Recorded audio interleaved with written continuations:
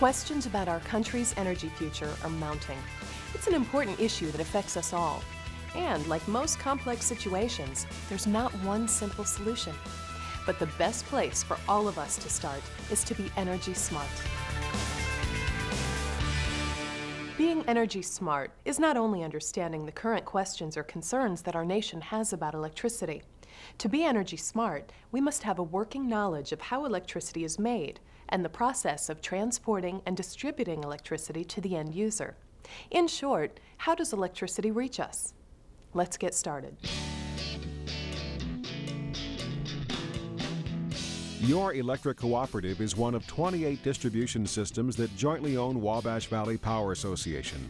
A not-for-profit generation and transmission cooperative, or G&T, Wabash Valley Power provides wholesale electricity to its member systems across the Midwest. Wabash Valley Power generates electricity using traditional coal and natural gas power plants and also uses innovative technology and renewable resources to generate electricity for its member systems. What we try and do at Wabash Valley is really to diversify our generation resources, both through the number of counterparties that we deal with, as well as the type of generation that we can contract with. Wabash Valley Power also purchases additional electricity from other sources and transmits power to meet the needs of more than 800,000 people in homes and workplaces in 5 states. So how is that electricity actually produced? Electricity is made when a turbine inside a generator spins to produce an electrical current. In most generating plants, including those owned and operated by Wabash Valley Power, the process starts when water is heated to create steam. This steam then causes a turbine to rotate. The turbine's rotation spins generators, or devices that contain coils of wire wrapped around an electromagnetic shaft. When the shaft spins, electric current is created and carried along coils of wire. About half of the United States' electricity is generated in plants fueled by coal. This fossil fuel is especially important here in the Midwest, where we have an abundant local supply. In a coal-fired generation plant, coal is crushed into fine powder and burned in a furnace. The heat from the furnace turns water into steam that powers on-site generators.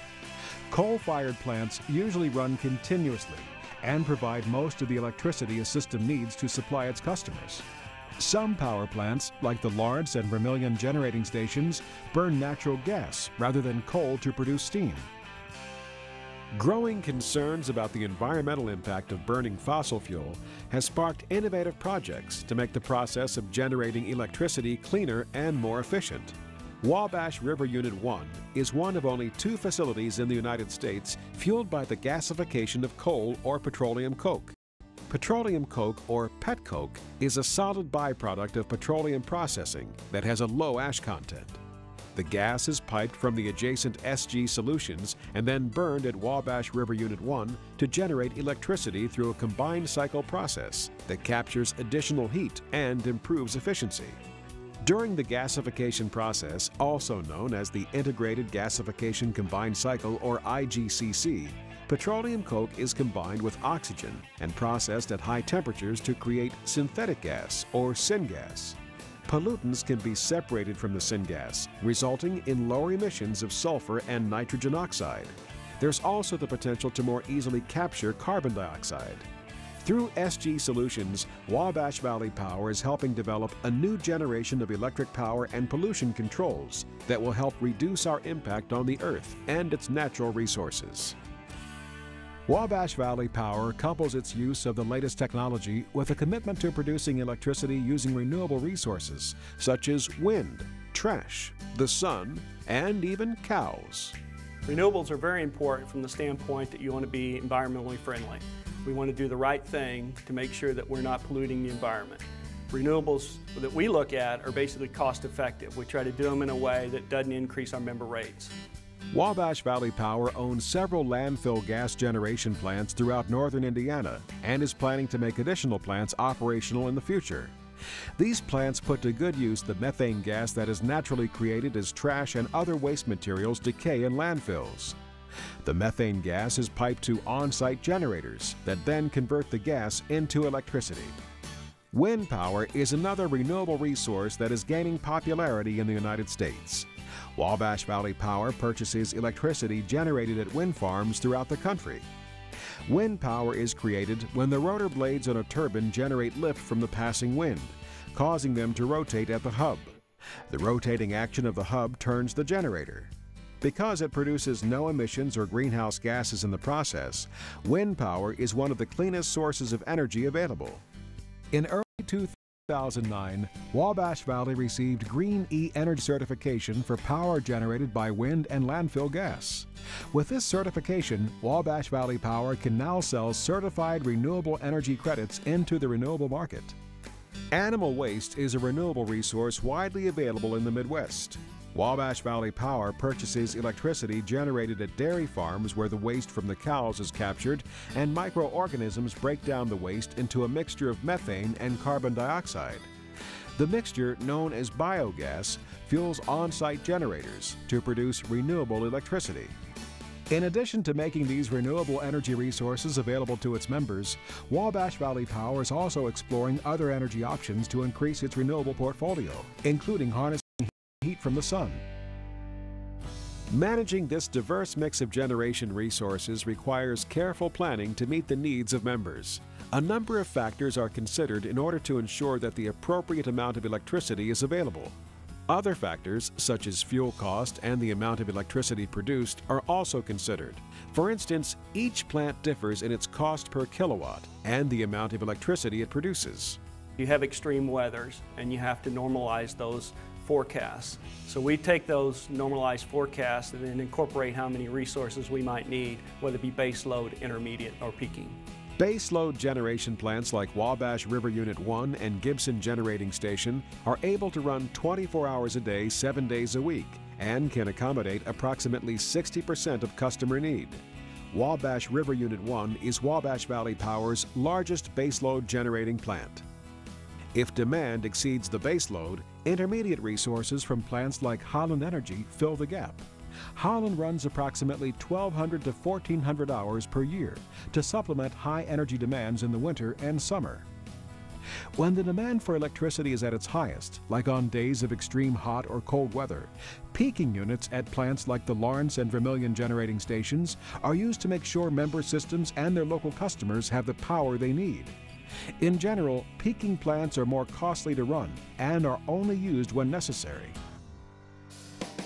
Generating electricity is just one part of the equation. Once the electricity is produced, it needs to be transported from the generation site to the end user. At each generation site, substations increase the voltage of electricity so it can travel long distances over high voltage lines to transmission substations.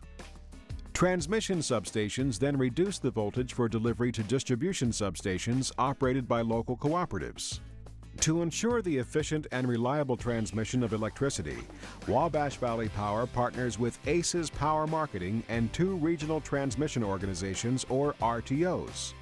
These partnerships play a vital role in ensuring that electricity is available to meet the needs of customers. The primary benefit of an RTO is really reliability, providing reliable flow of electricity from the generation to that end consumer. ACES Power Marketing provides several functions for us. They actually schedule the power and interface with the RTOs.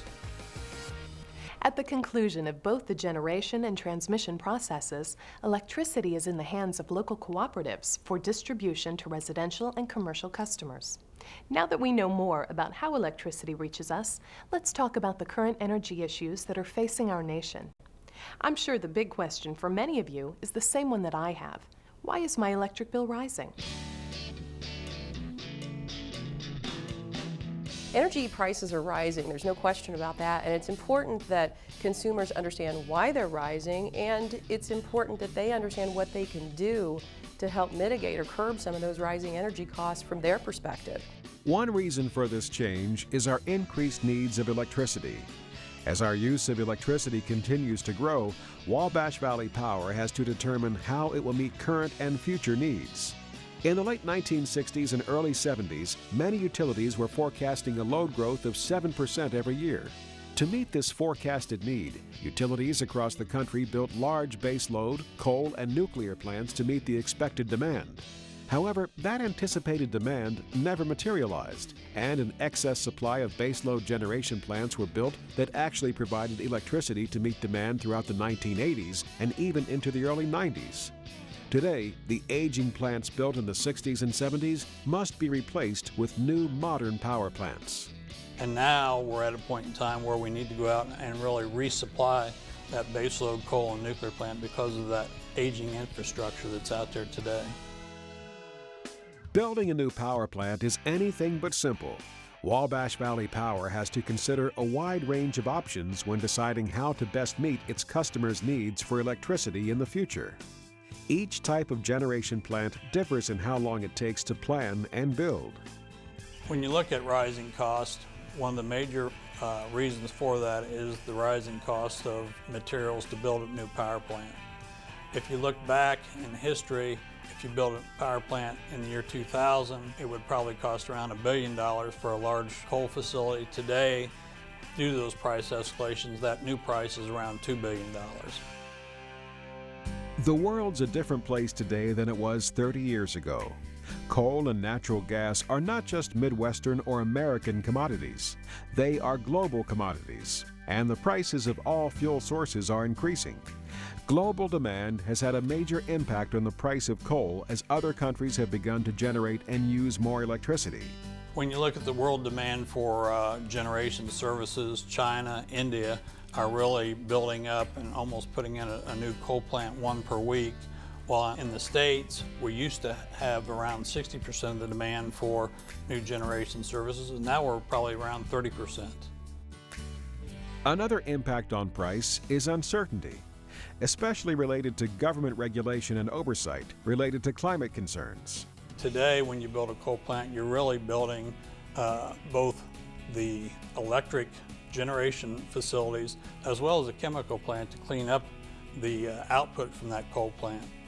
When mandates are formed, basically it increases your cost because you have to do things to be able to meet a certain level. Wabash Valley's taken the approach of doing it in a cost-effective manner and doing it voluntarily so that we basically don't increase member rates by meeting certain renewable targets. Given all of the factors impacting the cost of energy, what efforts are being made to keep electricity affordable? And what can we as individuals do to help? Keeping electricity affordable requires a commitment from everyone, from the generation and transmission organizations to local cooperatives, to the customer at the end of the line. Rising energy costs is really something that's going to impact not only Wabash Valley but the rest of the industry. What we're trying to do, because we are a cooperative, is to maintain as low as cost as possible and provide reliable electricity. As the energy industry has evolved, Wabash Valley Power has evolved with it. Today, Wabash Valley has achieved a strategically balanced and diversified portfolio of power sources through investment in power plants, contracts with electricity suppliers, and energy management programs. When you look at our generation portfolio, we have coal resources, we have nuclear resources that we buy from another utility, we have wind, we have landfill gas generation, and then obviously natural gas generation. We're working on alternative energy sources, we're working on clean coal, and we're also working on energy efficiency initiatives. It's the fifth fuel. Local electric cooperatives are working together to build energy efficiency initiatives and doing their part to provide their members with energy efficiency education, including the Energy Advisor Program. There's a national debate going on about energy, and it's important that everyone, again, becomes educated and understands what's happening. Call your congressman, call your legislature, ask them what type of energy legislation they're working on and how it could potentially impact you locally, how it could impact your bill. It's important to get involved. We can, as individuals, keep electricity affordable by implementing energy efficiency techniques in our own homes and by remaining involved in and informed about our nation's energy future. Well, the future is full of both opportunities and challenges, but by being energy smart, we're able to be part of the dialogue about our nation's energy future. Don't forget your local cooperative is a great source of reliable information about electricity.